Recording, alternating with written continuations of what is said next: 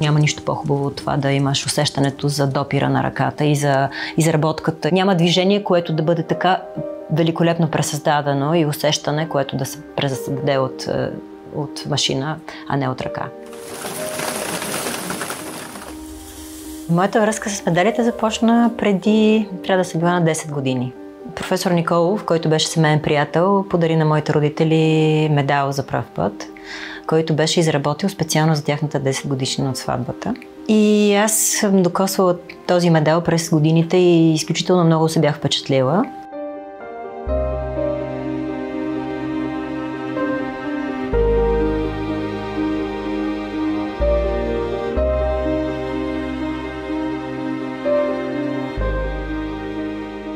В един момент се върнах към медала съвсем неочаквано, когато посетих един workshop в Художествената академия в София. Workshopът беше на професор Николов и той ме покани да работя с неговите студенти.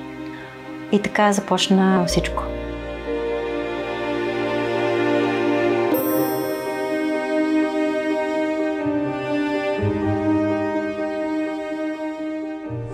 За мен медал е начин на мислене, част от същността ми. Медала всъщност е начин, по който лаконично можеш да изразиш много на много малка площ.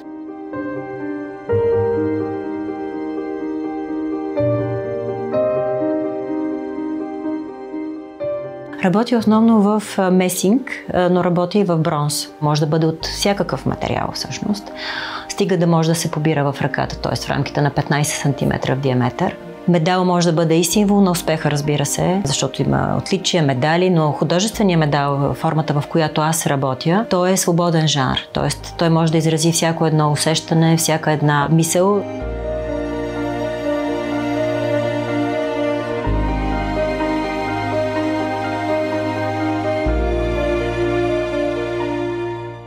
Винаги, когато изработвам един медал, аз работя на прима виста, защото установих, че скицирането на определени идеи ме ограничава в посоката, в която бих тръгнала или в посоката, която потенциално може да се развие една работа. И тъй като предизвикателството наистина да направиш нещо естетично и красиво на много малка площ, трябва да си много концентриран и трябва да си дадеш пълна свобода на действието. Точно това при началния процес на работа е много важно. Най-специално е, може би, това да си готов да покажеш себе си на останалите.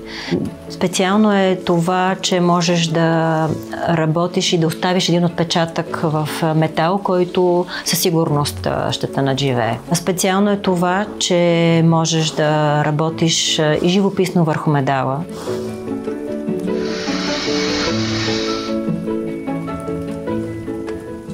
Ако се замислите, дали може да ми кажете името на един медалиер в България? Камерно изкуство, бих казал дори елитарно изкуство. Колекционира се от музеи, много колекционери по цял свят. Да попаднеш в колекцията на Британския музей, в нашия бранш се счита за едно от най-високите места и най-хубавите колекции, в които може да попадне, тъй като Британския музей по принцип не колекционира съвременно изкуство, но колекционира медали и попълва колекцията си от съвременни медали. Аз имам два медала в колекцията на Британския музей.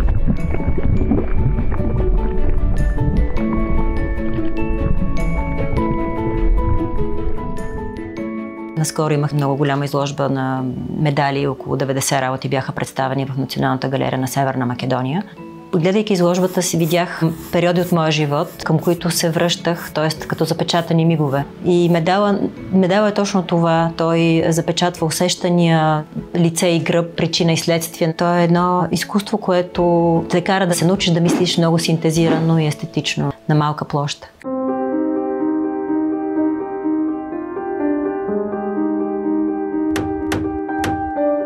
Изкуството може да бъде дипломация, разбира се. Културата е дипломация.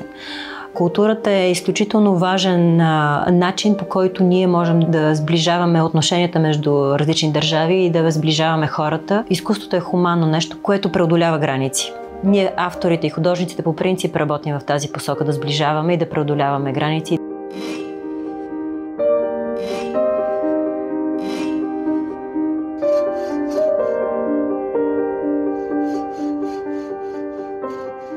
най-важното нещо е да изненадаш себе си. Да направиш нещо, което самият ти не си очаквал. Аз съм чупила безброй много гипсове, неща, които някой е харесва, аз не съм харесвала. Така че се научаваме наистина тази критика към самия себе си, но да изненадаш себе си, това е най-интересното нещо в работата.